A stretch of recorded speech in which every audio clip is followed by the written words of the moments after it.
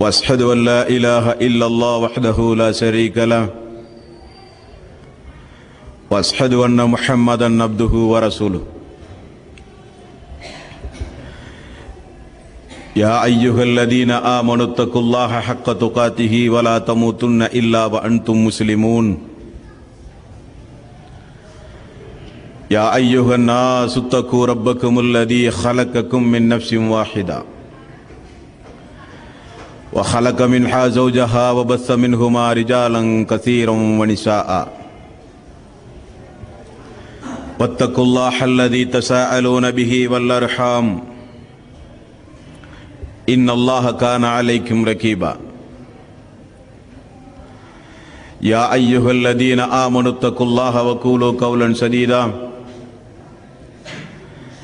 يصلح لكم اعمالكم ويغفر لكم ذنوبكم ومن يطع الله ورسوله فقد فاز فوزا عظيما فإن خير الحديث كتاب الله وخير الهدي هدي محمد صلى الله عليه وسلم وشر الأمور محدثاتها وكل محدثة بدعة وكل بدعة ضلالة وكل ضلالة في النار. வார்த்தைகளில் சிறந்தது அல்லாஹ்வுடைய வார்த்தை என்றும் வழிகாட்டுதலில் சிறந்தது நபிகள் நாயகம் ஸல்லல்லாஹு அலைஹி வஸல்லம் அவர்களுடைய வழிகாட்டுதல் என்றும்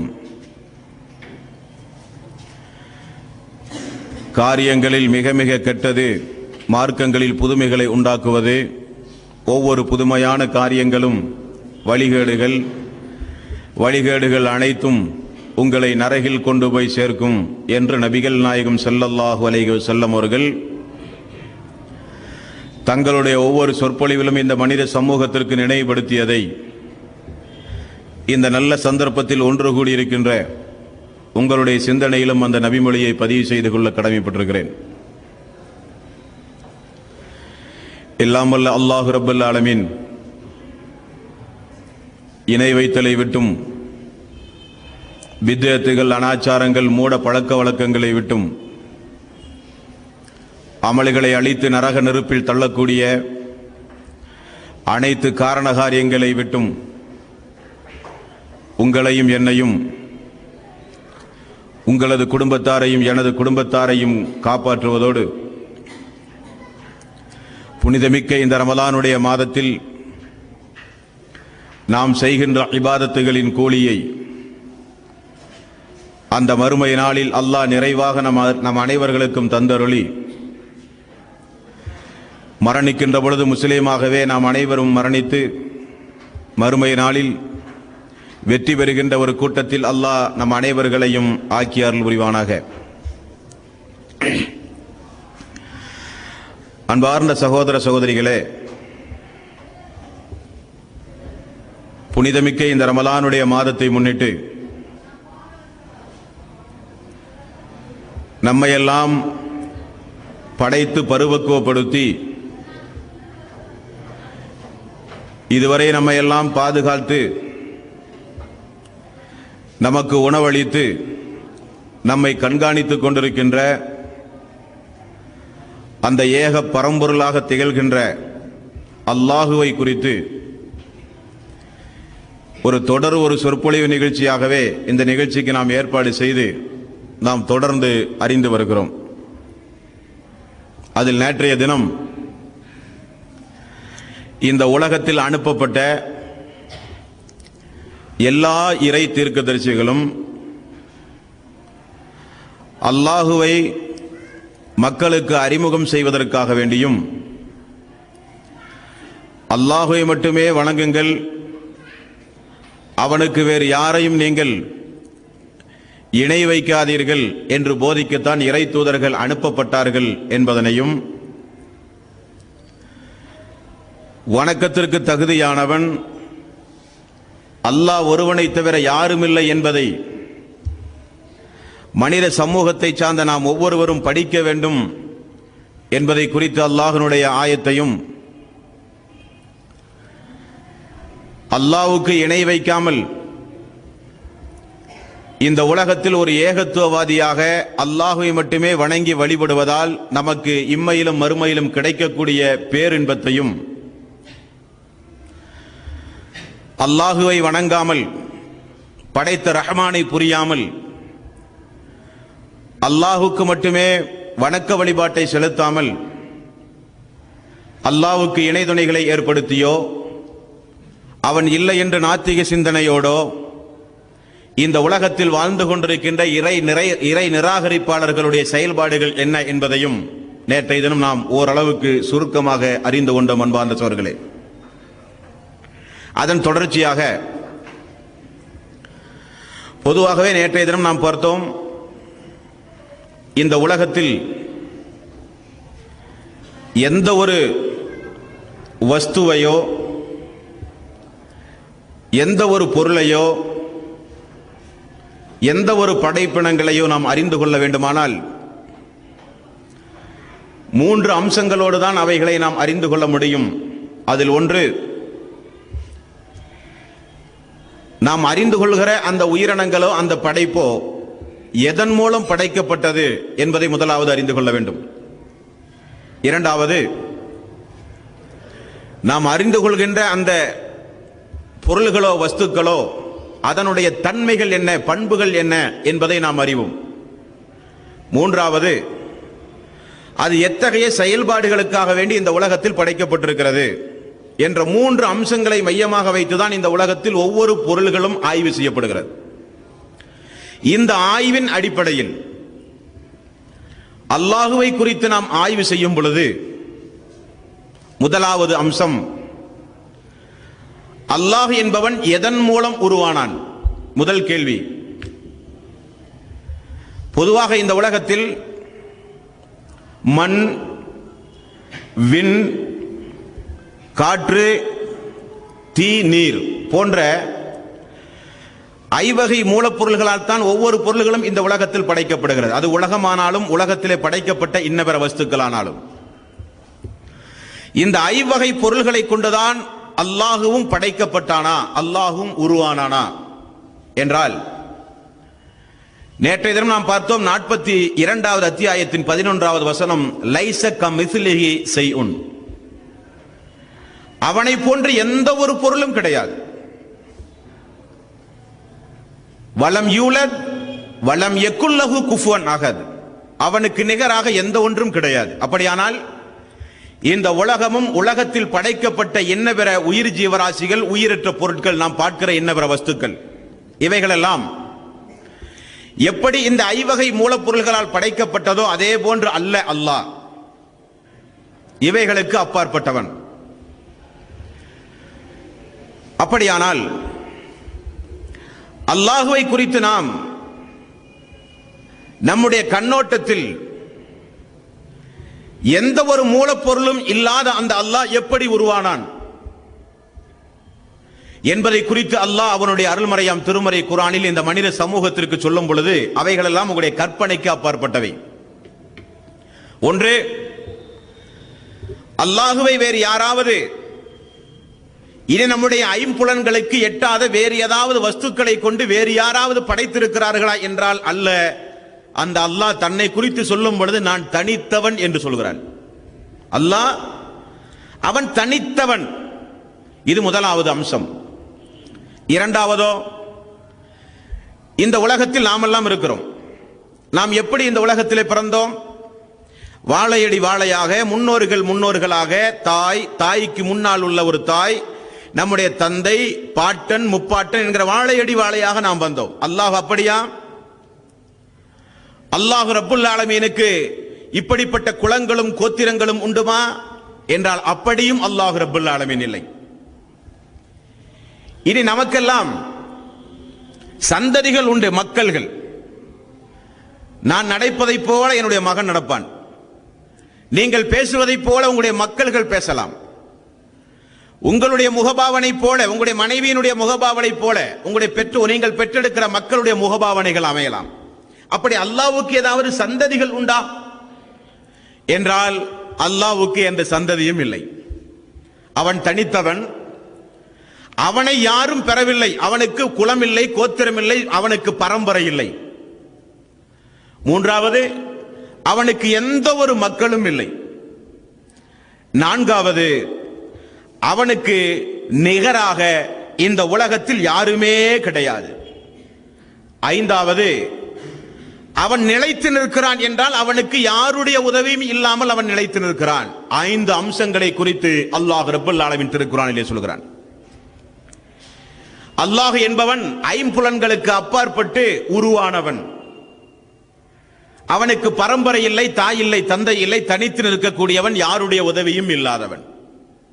அன்பார்ந்த சகோதரர்களே, இறைவனுக்கு தாயும் தந்தையும் பாரம்பரியமும் நேசர்களும் பாசர்களும் இப்படியெல்லாம் இறைவனை குறித்து தப்பும் தவறுமாக அந்த மக்கள் விளங்கிக் கொண்டிருக்கிற அந்த காலகட்டத்தில் அல்லாஹ் ஒரு 4-5 வசனங்களை உள்ளடக்கி அவனை குறித்து ரத்தின சுருக்கமாக ஒரு ஆயத்தை அந்த சமூகத்தில் இறக்கினான். குல் ஹுவல்லாஹு அஹத், அல்லாஹ் என்பவன் ஒருவன்.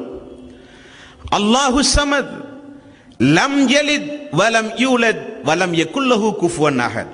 அவனுக்கு தாய் இல்லை, தந்தை இல்லை, மக்கள் இல்லை, அவனுக்கு உற்றார் உறவினர்கள் இல்லை. அவன் எல்லா பலகீனங்களுக்கும் அப்பாற்பட்டவன். அவனுக்கு நிகராக ஒன்றுமே இல்லை.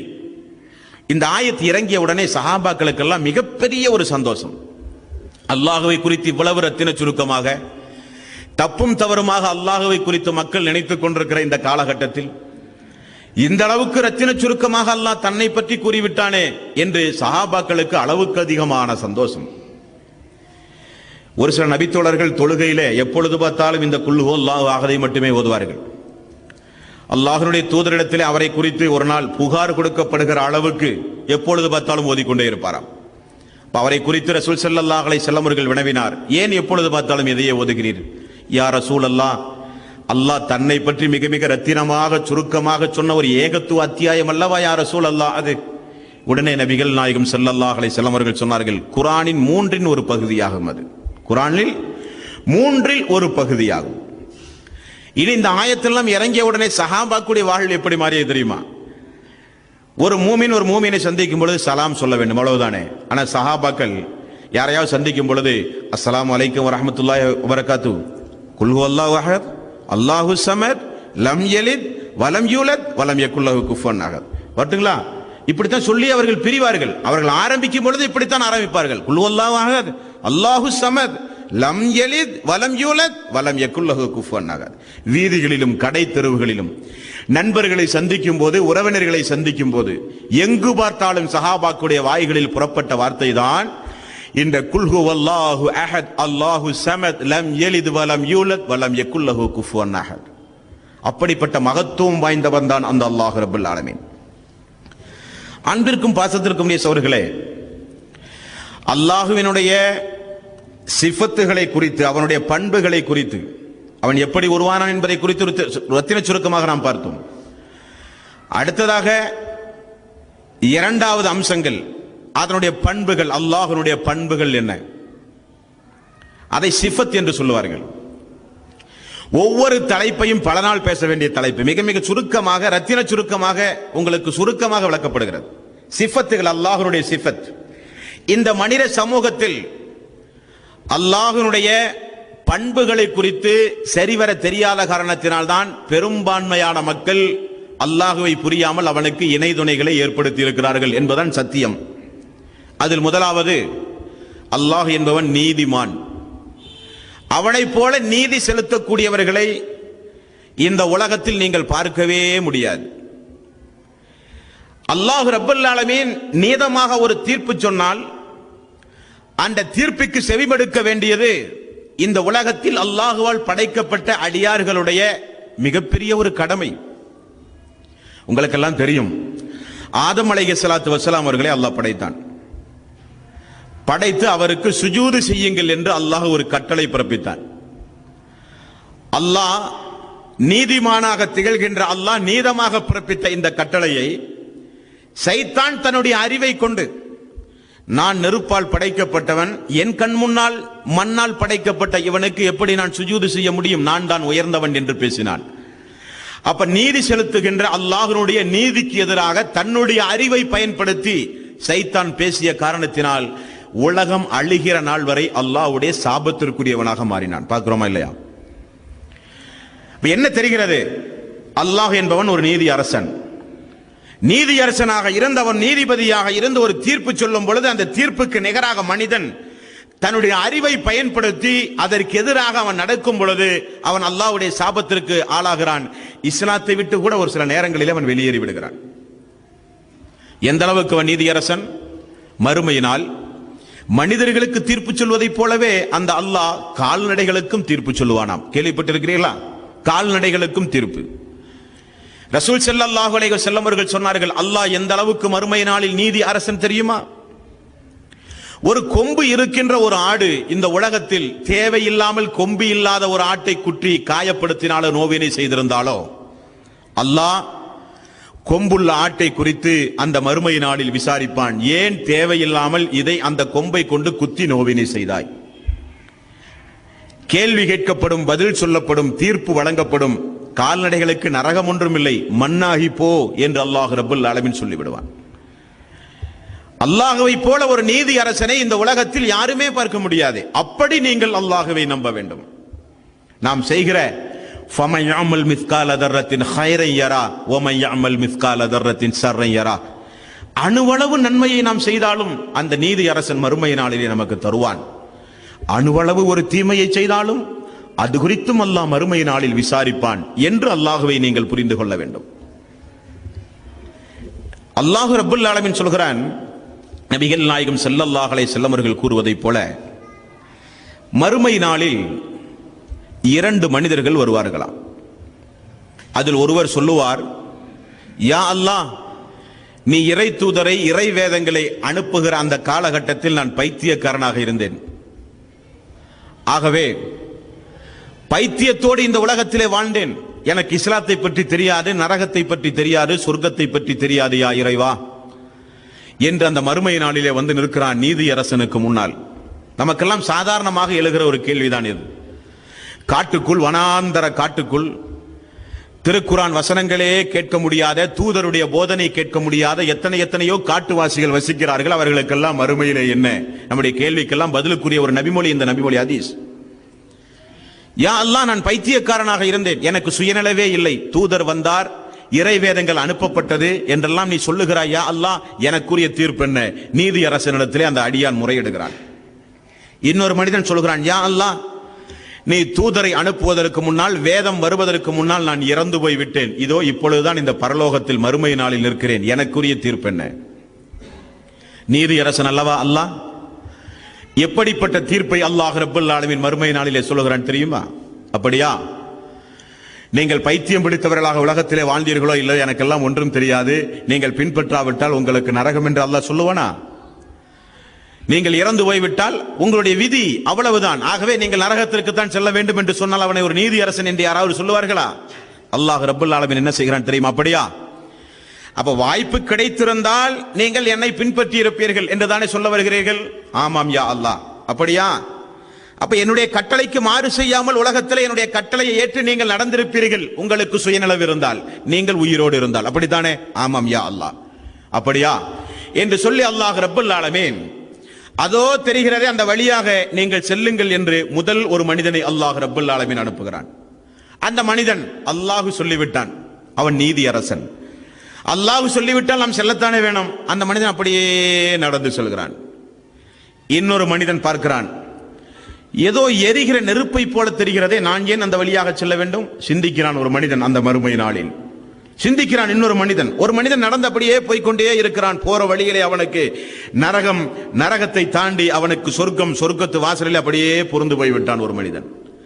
இன்னொரு மனிதனோ நடக்க முற்படும் பொழுதே அவன் பார்க்கிறான் நரக நெருப்பினுடைய தீக்கணலை, அந்த அனலை பார்க்கிறான். என்ன இந்த வழியாக இறைவன் போய் சொல்கிறானே, நானெல்லாம் போக முடியாது. அப்ப இறைவன் சொல்லுகிறான், பைத்தியம் என்பதும் மரணம் என்பதும் நீங்கள் உங்களுக்கு தாங்களே போட்டுக் கொள்கிற ஒரு போர்வை. உலகத்திலும் இப்படித்தான் என்னுடைய பேச்சை நீங்கள் மீறி இருப்பீர்கள், உலகத்திலும் இப்படித்தான் என்னுடைய பேச்சை நீங்கள் மீறி இருப்பீர்கள் என்று சொல்லி அந்த மனிதனுக்கு அல்லாஹ் நரக நெருப்பை தீர்ப்பளிக்கிறான். பார்த்தீர்களா? இதுதான் அல்லாஹ்வுடைய நீதி அரசன் என்பதற்கு போதுமானவன். அல்லாஹ் ரப்பல் ஆலமீன் எப்படிப்பட்ட நீதியாளன்!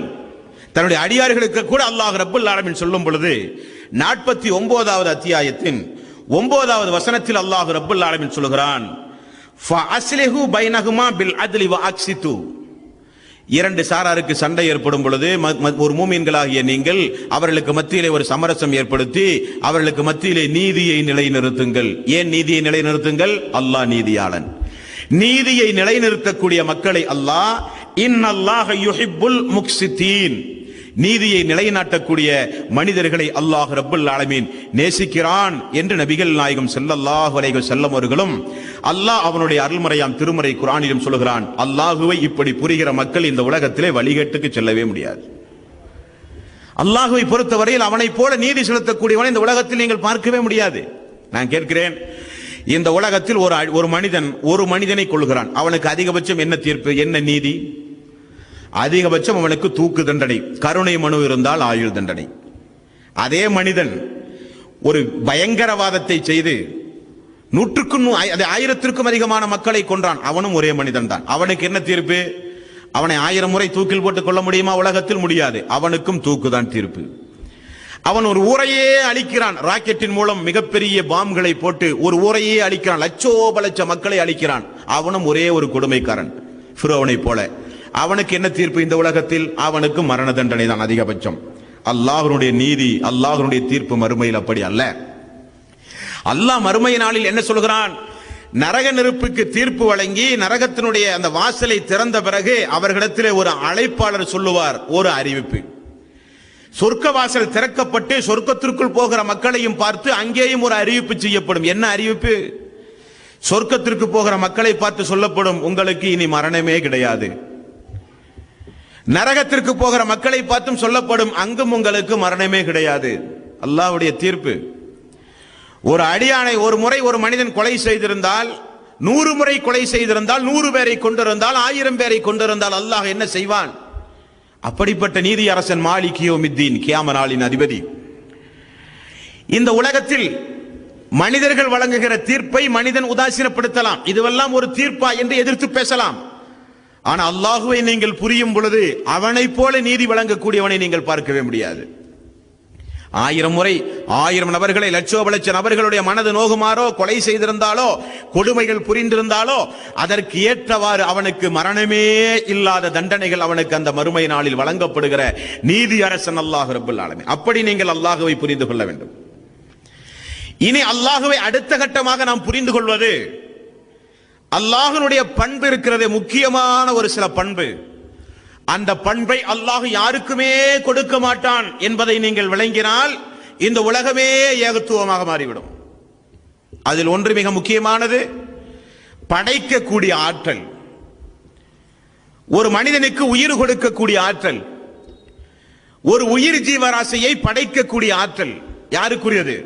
அல்லாஹ் தன் கைவசம் வைத்திருக்கிறான். அந்த அதிகாரத்தை இந்த உலகத்தில் அல்லாஹ் யாருக்குமே வழங்கவில்லை. நீங்கள் யோசனை செய்து பாருங்களேன். ஆதம் நபியிலிருந்து ரசூல் ஸல்லல்லாஹு அலைஹி வஸல்லம் அவர்களை நபிமார்கள் அனுப்பப்பட்டார்கள். அவர்களை காட்டிலும் உன்னதமானவர்கள் இந்த உலகத்தில் யாருமே கிடையாது.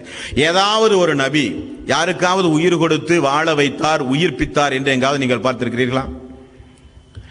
இப்ராஹிம் அலைஹிஸ்ஸலாத்து வஸ்ஸலாம் அவர்கள் ஆசைப்பட்டார், யா அல்லாஹ், எப்படி யா அல்லாஹ் நீ இறந்த ஒவ்வொன்றுக்கும் நீ உயிர் கொடுக்கிறாய்? அப்ப அல்லாஹ் கேட்கிறான், ஏன் உமக்கு நம்பிக்கை இல்லையா? இல்லையா அல்லாஹ், என்னுடைய ஈமான் அதிகரிப்பதற்காக வேண்டி நான் ஆசைப்பட்டு கேட்கிறேன். உண்மையில் அவநம்பிக்கையோடு அல்ல, நம்பிக்கை வைத்து, முழுக்க முழுக்க நம்பிக்கை வைத்து நீ உயிர் கொடுப்பதை நான் பார்க்க வேண்டும் யா அல்லாஹ். இப்ராஹிம் அலைஹிஸ்ஸலாத்து வஸ்ஸலாம் அவர்கள் அல்லாஹ்வுடைய நண்பன், எல்லா சோதனையிலும் வெற்றி பெற்ற மிகச்சிறந்த ஒரு அடியார், நபிமார்களுக்கெல்லாம் ஒரு தந்தை இப்ராஹிம் அலைஹிஸ்ஸலாத்து வஸ்ஸலாம் அவர்கள். அவருடைய கோரிக்கை அல்லாஹ் எப்படி ஏற்றான் தெரியுமா? நீங்கள் ஒன்று செய்யுங்களேன், நீங்கள் அழைத்தால், தட்டி அழைத்தால் வரக்கூடிய அளவுக்கு, கூப்பிட்டால் வரக்கூடிய அளவுக்கு ஒரு பறவையை நீங்கள் பழக்கப்படுத்தி நீங்கள் வளருங்கள் என்று அல்லாஹ் சொல்கிறான். அவரும் அப்படியே வளர்க்கிறார். வளர்ந்த உடனே அவர் கூப்பிட்ட குரலுக்கெல்லாம், கூப்பிட்ட ஓசைக்கெல்லாம் வருகிற அளவுக்கு அந்த பறவையை வளர்த்துகிறார்.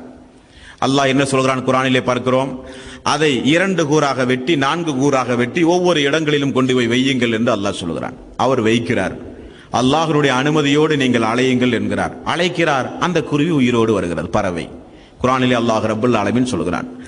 அப்ப நபிமார்களும் உயிர் கொடுத்தார்கள் என்று நீங்கள் விளங்கிக் கொள்ளக்கூடாது. நபிமாருடைய ஆசையை அல்லாஹ் நிறைவேற்றி இருக்கிறான். அப்ப படைத்தல் என்பது, உலகத்தில் ஒரு பொருளை படைத்தல் என்கிற அந்த ஆற்றல் யாருக்குரியது?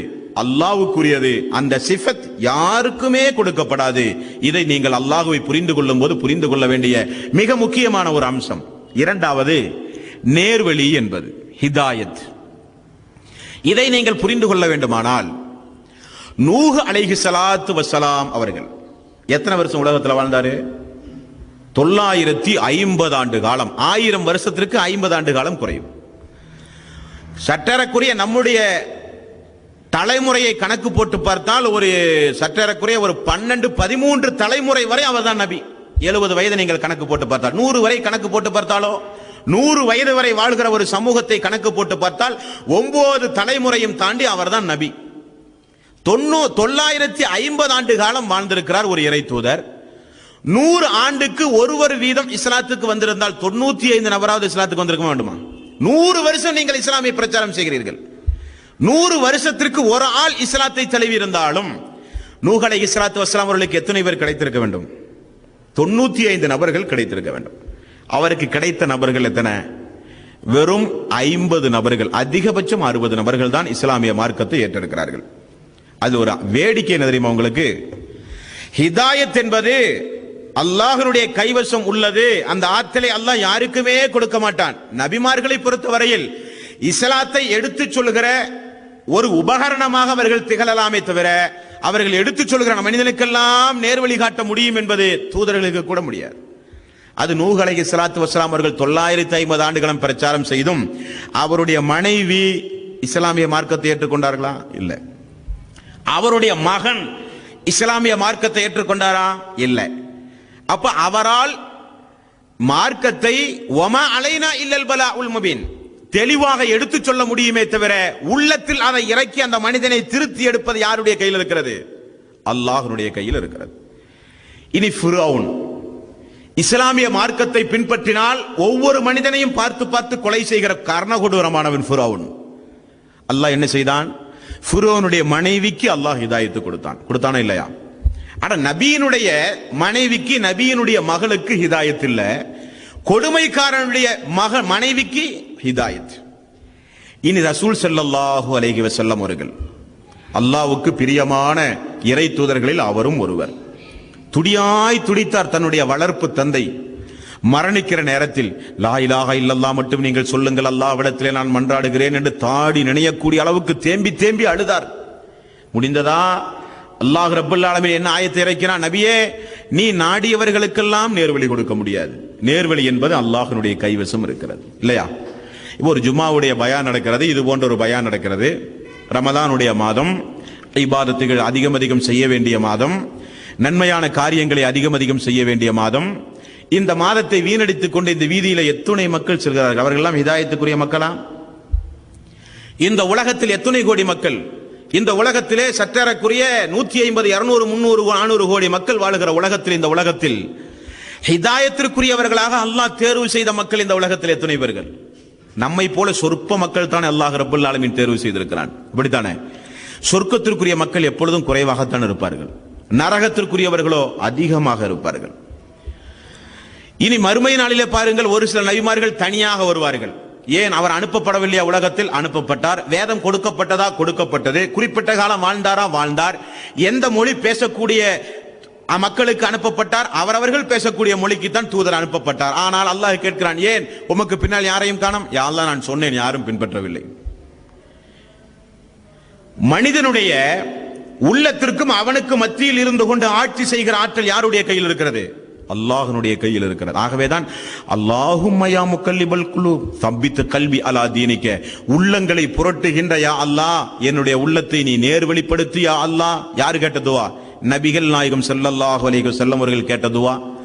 எந்த நேரம் நம்முடைய உள்ளம் தடம் புரண்டு சென்று விடலாம். யாருடைய கையிலும் இல்லை, அது யாருடைய கையிலும் இல்லை. காலையில் ஒரு மக்கள் மூமினாக இருப்பார்கள், மாலையில் காஃபிராகி விடுவார்கள். மாலையில் காஃபிராக இருப்பார்கள், காலையிலே முஸ்லீமாக இருப்பார்கள்.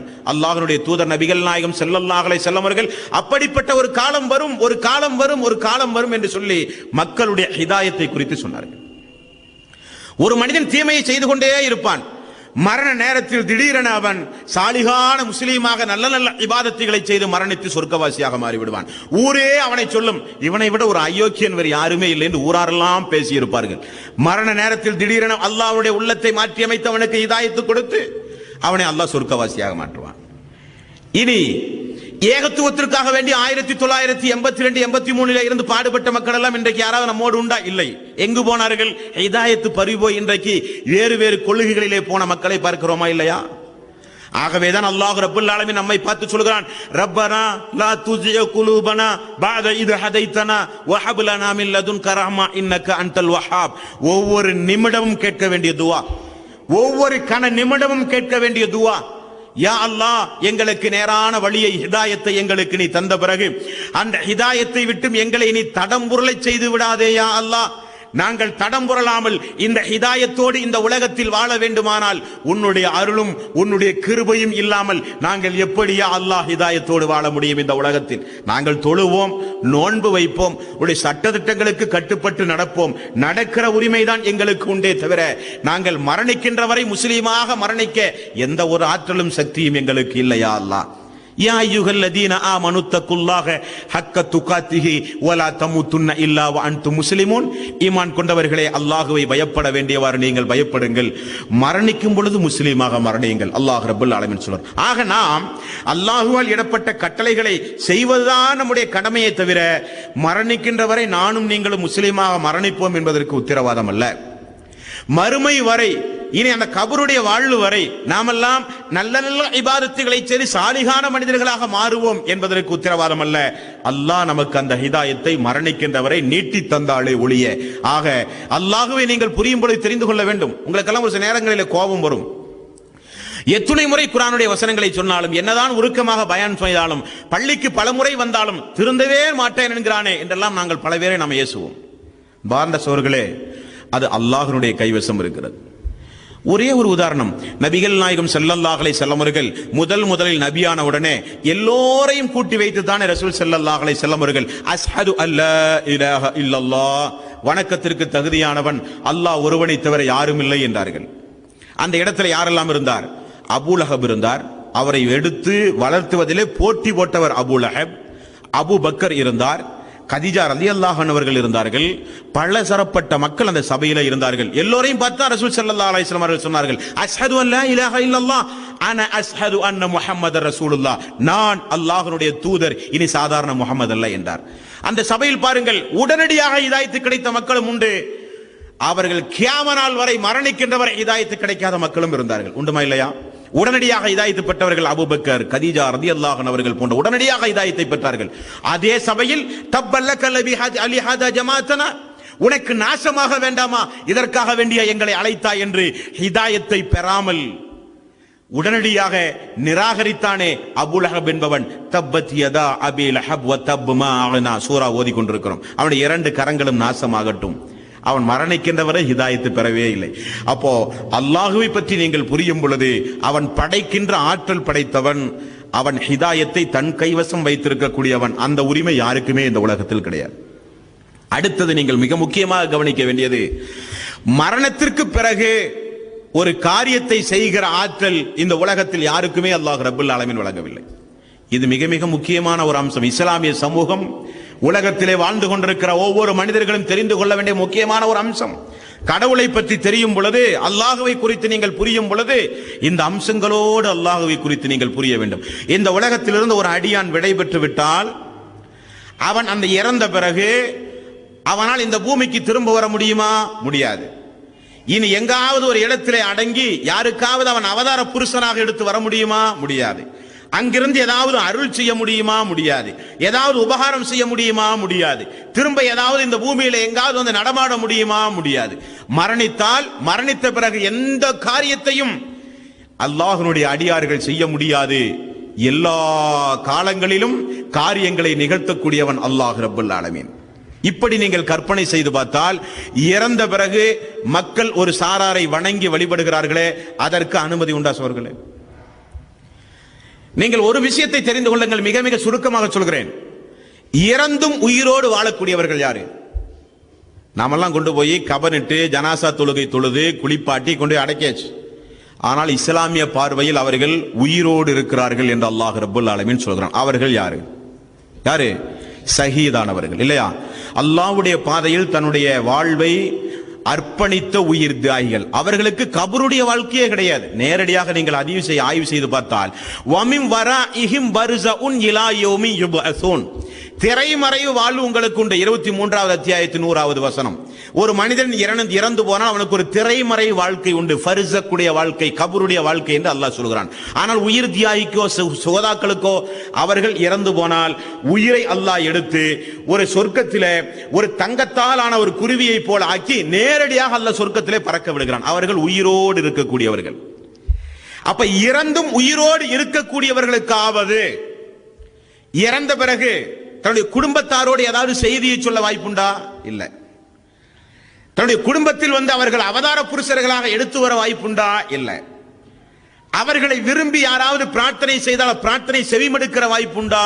இல்லை. ஏதாவது உபகாரம் செய்ய முடியுமா? முடியாது. அப்ப உயிரோடு இருக்கக்கூடியவர்களுக்கே முடியாது. அடுத்து உயிரோடு இருக்கக்கூடியவர் யாரு? இந்த உலகத்தில் கியாம நாளின் அறிகுறியாக வரக்கூடியவர் யாரு? ஈசா அலைஹிஸ்ஸலாத்து வஸ்ஸலாம் அவர்கள். அவர் இப்ப உயிரோடு தான் இருக்கிறார். உயிரோடு இருக்கிற அந்த ஈசா அலைஹிஸ்ஸலாத்து வஸ்ஸலாம் அவர்கள், அவரை யாராவது கோபித்தால் அவர் திரும்ப யாரையாவது அடிக்க முடியுமா? அவரை யாரையாவது அழைத்தால் உடனடியாக அழைப்புக்கு செவியேற்று ஓடோடி நான் இங்கே தான் இருக்கிறேன்னு பதில் சொல்ல முடியுமா? முடியாது. அவர்கள் எல்லாம் ஒரு திரைமறைவு வாழ்க்கையில் இருக்கிறார்கள். இறந்த பிறகு ஆற்றலை ஏதாவது ஒரு காரியத்தை இந்த உலகத்தில் நிகழ்த்த முடியுமா என்றால் முடியாது. உலகம் அழுகிற நாள் வரை, கியாம நாள் வரை, எக்காலத்திலும் ஒவ்வொரு காரண காரியங்களையும் நிரந்தரமாக செய்கிற ஆற்றல் அல்லாஹ் ஒருவனுக்கு மட்டும்தான் உண்டு. அதையும் நீங்கள் புரிந்து கொள்ள வேண்டும். அடுத்து மிக முக்கியமான அல்லாஹ்வை பற்றி நீங்கள் அறிந்து கொள்கிற ஆற்றல், கருவிலே இருக்கிற ஒரு பெண்ணும் ஒரு ஆணும் குடும்ப வாழ்வு நடத்தும் பொழுது அவர்களுக்கு பிறக்க போகிற குழந்தை ஆனா பெண்ணா என்று அறிகிற ஆற்றல் அல்லாஹ் ஒருவனுக்கு மட்டும்தான் உண்டு. ஏன் ஸ்கேன் எடுத்து பார்த்தால் தெரியாதா என்றால் குறிப்பிட்ட ஸ்டேஜுக்கு பிறகுதான் உங்களால் கண்டுபிடிக்க முடியும். கருவுற்ற ஆரம்ப நேரத்திலே கண்டுபிடிக்க இயலாது. அந்த குழந்தை ஆனா பெண்ணா என்று அறிகிற ஆற்றல் அல்லாஹ் ஒருவனை தவிர யாருக்கும் இல்லை என்ற அல்லாஹ்வுடைய வல்லமையோடு நீங்கள் அல்லாஹ் ரப்பல் ஆலமீனை புரிந்த ஒன்று படைத்தல். இரண்டாவது ஹிதாயத் என்கின்ற நேர்வழியை அல்லாஹ் நாடியவர்களுக்கு மட்டும்தான் கொடுக்க முடியும். மூன்றாவது மரணித்த பிறகும் இந்த உலகத்தில் எந்த காரியத்தையும் யாராலும் நிகழ்த்த முடியாது. எக்காலத்திலும் காரியங்களை நிகழ்த்தக்கூடியவன் அல்லாஹ் ஒருவனை தவிர. நான்காவது கருவிலே இருக்கிற அந்த சிசு, அந்த உயிர் ஆனா பெண்ணா, உலகத்தில் எப்படிப்பட்ட நல்லவனா கெட்டவனா, உலகத்தில் என்ன அடிப்படையில் அது வாழப்போகிறது என்பதை தீர்மானிக்கிற உரிமை நபிமார்களுக்கு கூட கிடையாது. அது அல்லாஹ் ஒருவனுக்கு மட்டும்தான் இருக்கிறது. அன்பார்ந்த சகோதரர்களே, இப்படி நீங்கள் அல்லாஹ்வை புரிய வேண்டும். அடுத்து நீங்கள் அல்லாஹ்வை புரிந்து கொள்ள வேண்டியது, இந்த இஸ்லாமிய சமூகமும் உலகமும் புரிந்து கொள்ள தவறிய மிக மிக முக்கியமான ஒரு அம்சம் உண்டு. அல்லாஹ்விடத்திலே சிபாரிசுகள் ஈடுபடாது. மாலிக் யௌமித்தீன், அவன் கியாம நாளின் அதிபதி. வல் அம்ரு யௌமஇதின் லில்லாஹ், எல்லா ஆட்சியும் அதிகாரமும் தன் கைவசம் வைத்திருக்கின்ற ரப்பல் ஆலமீன். அவன் ஆட்சியும் அதிகாரம் அந்த மறுமை நாளில் அவன் கைவசம் இருக்கும். அவனிடத்திலே பரிந்து பேசுதல் ஈடுபடாது. ஈடுபடாது என்றால் எந்த பரிந்து பேசலும் இல்லை என்றும் இஸ்லாம் நம்ப சொல்லவில்லை. எல்லாம் அவரவர்கள் இஷ்டப்படி பரிந்து பேசலாம் என்றும் இஸ்லாம் நம்பிக்கை கொள்ளவில்லை. யாருக்கு அல்லாஹ் அனுமதி வழங்குகிறானோ அவர்கள் மட்டும்தான் அந்த மறுமை நாளில் பேச முடியும் என்பார்ந்த சொல்கிறேன். இப்படி நீங்கள் அல்லாஹ்வை புரிந்து கொள்ள வேண்டும். நான் கேட்கிறேன், இந்த உலகத்தில் சிபாரிஸ் என்றால் எதற்காக வேண்டி முதல்ல சிபாரிஸ்? கலெக்டர் இருக்கிறார், மாவட்ட ஆட்சித்தலைவர் கலெக்டர், நியாயமான ஒரு கோரிக்கை, நியாயமான ஒரு காரியம், எனக்கு கிடைக்க வேண்டிய ஒரு காரியம் கிடைக்காமல் போகும் பொழுது நான் உயர் அதிகாரிகளை பிடித்து சிபாரிசுக்காக வேண்டி மாவட்ட ஆட்சித்தலைவரை அணுகுவேன். அப்படித்தானே? அதானே? எனக்கு கிடைக்க வேண்டிய ஒரு உரிமை தாமதமாகும் போதோ கிடைக்க தவறும் பொழுதோ உயர் அதிகாரிகளுடைய துணையோடு மேல்மட்ட அதிகாரிகளை நான் சந்திப்பேன். அதற்குத்தானே சிபாரிசு தேவை. நீங்கள் எதை கேட்டு அல்லாஹ் உங்களுக்கு தரவில்லை? முதல் கேள்வி மறுமை நாளில் யாரையெல்லாம் இந்த உலகத்தில் சிபாரிசுக்கு ஏற்பாடு செய்தார்கள் அவர்களெல்லாம் சிந்திக்க வேண்டிய முதல் கேள்வி, நீங்கள் எதை கேட்டு அல்லாஹ் உங்களுக்கு தரவில்லை? அல்லாஹ்விடத்திலே நீங்கள் சிபாரிசுக்கு ஆள் பிடிக்க என்ன பதிலை வைத்திருக்கிறீர்கள் சகோதரர்களே? அல்லாஹ் எல்லா வகையிலும் திருக்குர்ஆனிலே குறிப்பிடுகிறான், யா அய்யுஹல் லதீன ஆமனு, ஈமான் கொண்டவர்களே, யா அய்யுஹன் நாஸ், மனிதர்களே, யா அய்யுஹன் நாஸ் குல் யா இபாதியல்லதீன அஸ்ரஃபு அலா அன்ஃபுஸிஹிம் லா தக்னது மிர் ரஹ்மத்தில்லாஹ். எப்படியே எல்லா வகையிலும் அல்லாஹ் ரப்பல் ஆலமீன் அறிவிப்பு செய்து விட்டான். தங்களுக்கு தாங்களே அநியாயம் செய்து கொண்ட என்னுடைய அடியார்களே, பாவிகளே என்று அழைத்து அல்லாஹ் சொல்கிறான், என்னிடத்தில் பாவ மன்னிப்பு கேட்க நீ தயங்காதே, உன்னை மன்னிக்க நான் தயாராக இருக்கிறேன். என்னுடைய மன்னிக்கும் தன்மையில், மன்னிக்கின்ற அந்த அருளில் நீ அவநம்பிக்கை ஏற்படாதே, என்னிடத்தில் மன்னிப்பு கேள், உன்னை மன்னிக்க தயாராக இருக்கிறேன் என்கிறான் அல்லாஹ். நரகத்திலிருந்து பாதுகாப்பு வேண்டுமா, கேள் தருகிறேன். சொர்க்கம் வேண்டுமா, கேள் தருகிறேன். உடல் ஆரோக்கியம் வேண்டுமா, கேள் தருகிறேன். நல்ல நல்ல செல்வங்கள் வேண்டுமா, கேள் தருகிறேன். நல்ல நல்ல மனைவி மக்கள் சந்ததிகள் வேண்டுமா, தருகிறேன். எல்லாம் தர நான் தயார் என்று அல்லாஹ் ரப்பல் ஆலமீன் சொல்லி இருக்கும் பொழுது நீங்கள் ஆள் பிடித்தால், சிபாரிசுக்கு ஆள் பிடித்தால் அல்லாஹ்வுக்கு கோபம் வருமா, வராது? இரண்டாவது, சிபாரிசுக்கு நீங்கள் ஆள் பிடிக்கும் பொழுது அல்லாஹ்வுடைய மிக முக்கியமான ஒரு பண்பை நீங்கள் நிராகரிக்கிறீர்கள், உங்களையும் அறியாமல். எப்படி? உதாரணத்திற்கு அல்லாஹ்வால் படைக்கப்பட்டு இறந்து போய் அடக்கம் செய்திருக்கின்ற அவுலியாக்கள், நாகூர், ஏர்வாடி, பல தர்காக்கள். இங்கே சென்று இஸ்லாமிய சமூகம் கேட்கிறது, அப்துல் காதிர் ஜீலானி அவர்களே, நல்ல ஒரு குழந்தையை தாருங்கள். அப்துல் காதிர் ஜீலானி அவர்களே, எங்களுடைய பாவங்களை மன்னியுங்கள். மௌலூதுகள், திக்ருகள், ஹல்கா கமிட்டிகள், பல துவாக்கள். அப்துல் காதிர் ஜீலானி அவர்களை அழைத்தும், ஏர்வாடி பாதுஷா அவர்களை அழைத்தும் எல்லாம் கோரிக்கை இல்லையா? இப்ப நீங்க சாதாரணமாக ஒன்றை யோசித்து பார்க்க வேண்டும். அல்லாஹ்விடத்திலே கேட்டு அல்லாஹ் தராமல் இருந்தால் தானே இங்கே போக வேண்டும், அப்படித்தானே? அல்லாஹ் நீங்கள் தரமாட்டேன் என்று சொன்னானா? அல்லாஹுவை குறித்து நீங்கள் குற்றம் சுமத்துகிறீர்கள். நீங்கள் போய் என்ன குற்றம் சுமத்துகிறீர்கள் தெரியுமா? அல்லாஹ் எங்களுக்கு மலட்டுத்தன்மையை தந்து விட்டான், நீங்கள் எனக்கு குழந்தையை தாருங்கள். அல்லாஹ் எங்களுக்கு வறுமையை தந்து விட்டான், நீங்கள் எனக்கு செல்வத்தை தாருங்கள். அல்லாஹ் எங்களின் மீது கோபமாக இருக்கிறான், நீங்கள் எங்களுக்கு அல்லாஹ்விடத்தில் ஒரு பாசத்தை ஏற்படுத்துங்கள். நாங்கள் பாவம் செய்த அடியார்களாக இருக்கிறோம், அல்லாஹ் எங்களுடைய பாவங்களை மன்னிக்க மாட்டேன் என்கிறான், நீங்கள் எங்களுடைய பாவத்தை மன்னிக்க அல்லாஹ்விடத்திலே சொல்லுங்கள். அப்ப அல்லாஹுவை நீங்கள் குற்றம் சுமத்துகிறீர்கள். அல்லாஹ்வுடைய ஒரு பண்புக்கு நேர் மாறாக அல்லாஹுவை குற்றம் சுமத்தி அல்லாஹ்வுடைய அடியாரிடத்திலே போய் உதவி தேடுகிறீர்கள். இதுதானே யதார்த்தம். சரி, மூன்றாவது, நீங்கள் சிபாரிசு கேட்கிறீர்கள் என்று வைத்துக் கொள்ளுங்களேன். அந்த சிபாரிசு கேட்கிற எல்லா சிபாரிசும் எடுபடும் என்றால், கேட்கிற எல்லா சிபாரிசும் எடுபடும் என்றால் நாம் என்ன சொல்லுவோம்? என்னையா நாம் சொல்லுவோம்? ஒரு அதிகாரத்திலே போய் ஒரு காரியம் குறித்து நான் ஒரு சிபாரிசுக்கு ஒரு ஆளை பிடித்து ஒரு காரியம் பிடித்து அந்த காரியத்தை நிகழ்த்தி நான் வந்து விட்டேன். இன்னொரு போகிறார், அவர் இன்னொரு அதிகாரியை பிடிக்கிறார், அவரும் போய் அவருடைய காரியத்தை நிகழ்த்துகிறார். நாம் என்ன சொல்லுவோம்? யாரை பிடிச்சிட்டு போனாலும் காரியம் நடக்க மாட்டே தெரியுதே, சொல்லுவோமா இல்லையா? யாரை பிடிச்சிட்டு போனாலும் காரியம் நடக்க மாட்டே தெரியுது, ஒரு தலைவரா சிந்திக்கிற அறிவே இல்லையாட்ட தெரியுதே, சொல்லுவோமா இல்லையா? இனி ஒரு கால், அப்படி சிபாரிசுக்கு நீங்கள் போகும் பொழுது தகுதி இல்லாதவரிடத்தில் எல்லாம் அந்த தகுதி ஒப்படைக்கப்படுமா? உலகத்தில் வேண்டுமானால் நடக்கும். அடுத்தவனுடைய பொருளை அபகரிக்க சிபாரிசுக்கு ஆள் பிடித்து போனால் கிடைக்கும். தகுதி இல்லாதவரிடத்திலே, தகுதிக்குரியவரிடத்திலே விட்டு தகுதி இல்லாதவரிடத்திலே சில காரியங்கள் ஒப்படைக்கப்படும். அல்லாஹ்வை பொறுத்தவரையில் அப்படியா? நீங்கள் தொழவே மாட்டீர்கள், நோன்பு வைக்கவே மாட்டீர்கள், பாவிகளாகவே நடப்பீர்கள். உங்களுக்கு சொர்க்கம் வேண்டும் என்று அவுலியாவை பிடித்த உடனே தகுதி இல்லாத உங்களுக்கு அல்லாஹ் சொர்க்கத்தை தந்து விடுவானா? சிபாரிஸ் என்றால் அப்படியா? எது சிபாரிஸ்? சிபாரிஸ் என்றால் யாருக்கு? அல்லாஹ் ரப்பல் ஆலமீன் அவனுடைய அருள்மறையாம் திருமறை குர்ஆனில் அந்த சிபாரிசை குறித்து அல்லாஹ் சொல்கிறான். 34வது அத்தியாயத்தின் 23வது வசனம். இஸ்லாமிய சமூக மக்கள் இவைகளை எல்லாம் தெரிந்து கொள்ள வேண்டும். அல்லாஹ் ரப்பல் ஆலமீன் சொல்கிறான், வலா தன்ஃபஹு ஸஃபாஅத்து இன்தஹு இல்லா லிமன் அதின லஹு.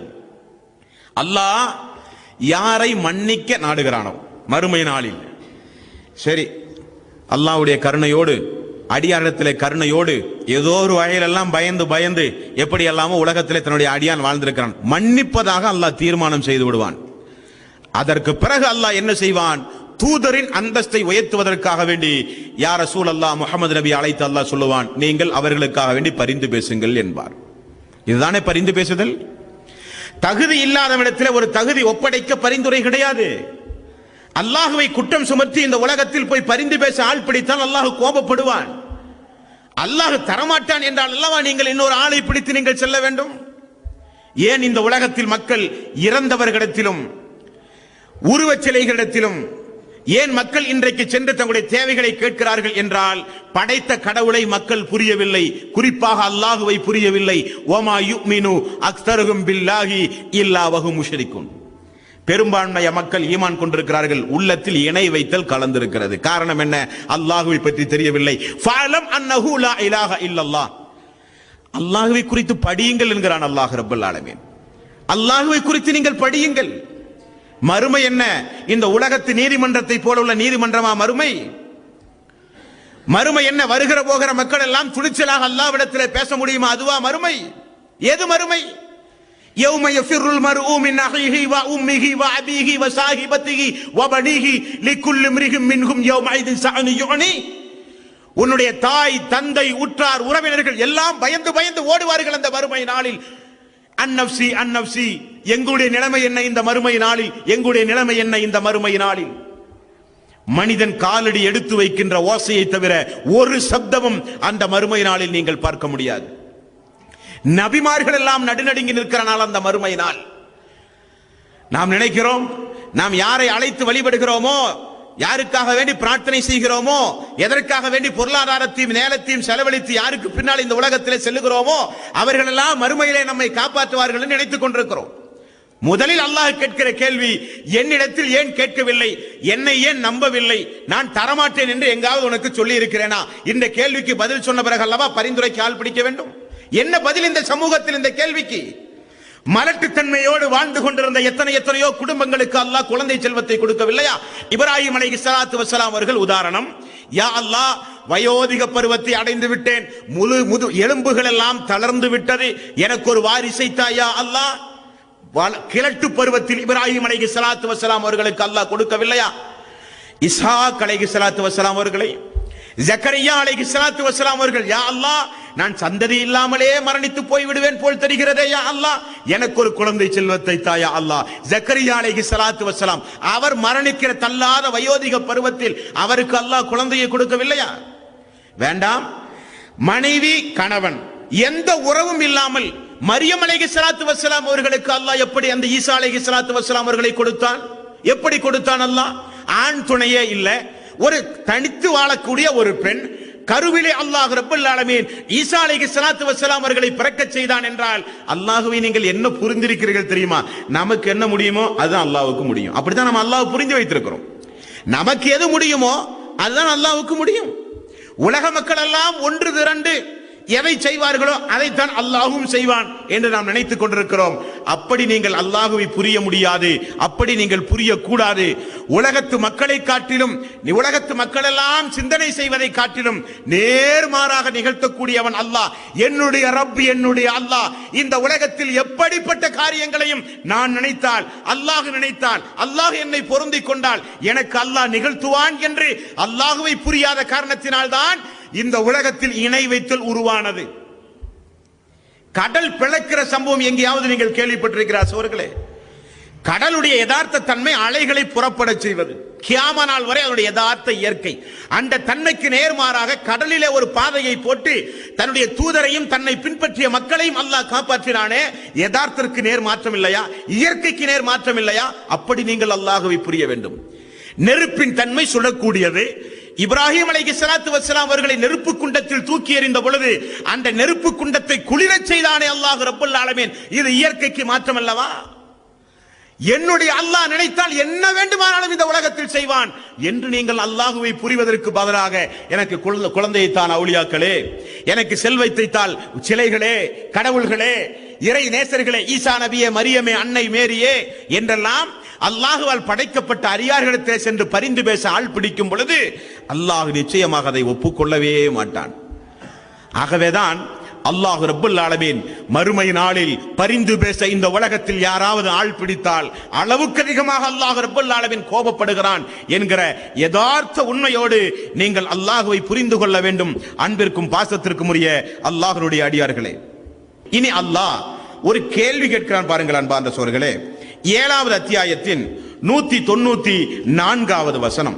இந்த வசனம் ஒவ்வொரு மனிதர்களும் சிந்திக்க வேண்டிய வசனம்.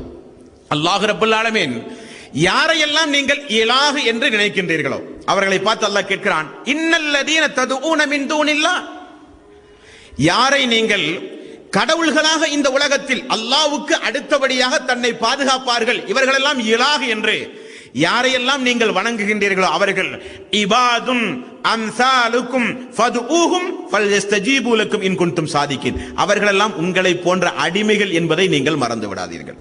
அல்லாஹ் ஒரு கேள்விக்கு ஒரு பதிலை சொல்கிறான். யாரை இலாகுவாக நீங்கள் வணங்குகிறீர்களோ நீங்கள் சிந்தித்து பாருங்கள், அவர்களும் உங்களை போல அடிமைகள், அவர்களும் உங்களை போல அடிமைகள். நீங்கள் உண்மையாளர்களாக இருந்தால், அறிவுள்ள மக்களுக்கு கேட்கப்படுகிற கேள்வி திருக்குரானின் மூலம், நீங்கள் உண்மையாளர்களாக இருந்தால் ஃபதுஊஹும் ஃபல்யஸ்தஜீபு லக்கும் இன் குன்தும் சாதிகின், நீங்கள் அவர்களை அழைத்து பாருங்களேன், அவர்கள் உங்களுக்கு பதில் தரட்டுமே, நீங்கள் அவர்களை அழைத்து பாருங்களேன். அல்லாஹ் ரப்பல் ஆலமீன் சொல்கிறான். இனி தொடர்ந்து அல்லாஹ் கேள்வி கேட்கிறான்.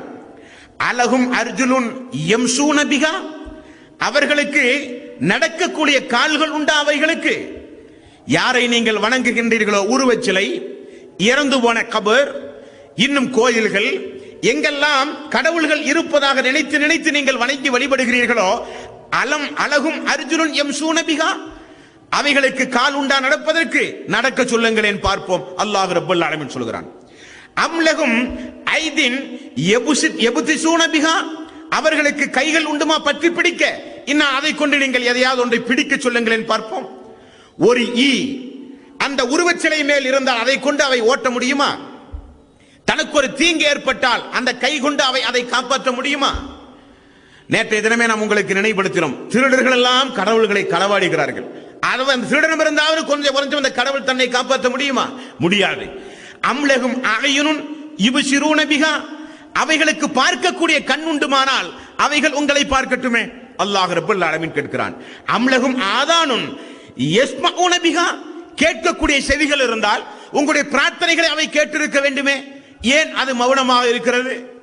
கேட்கிற ஆற்றல் இல்லாதவை, நடக்கின்ற ஆற்றல் இல்லாதவை, பார்க்கிற ஆற்றல் இல்லாதவை, பிடிக்கின்ற ஆற்றல் இல்லாதவை, அவைகளா இலா, அவைகளா கடவுள், அவைகளையா எனக்கு இணையாக ஏற்படுத்திக் கொண்டு நீங்கள் வணங்குகிறீர்கள்?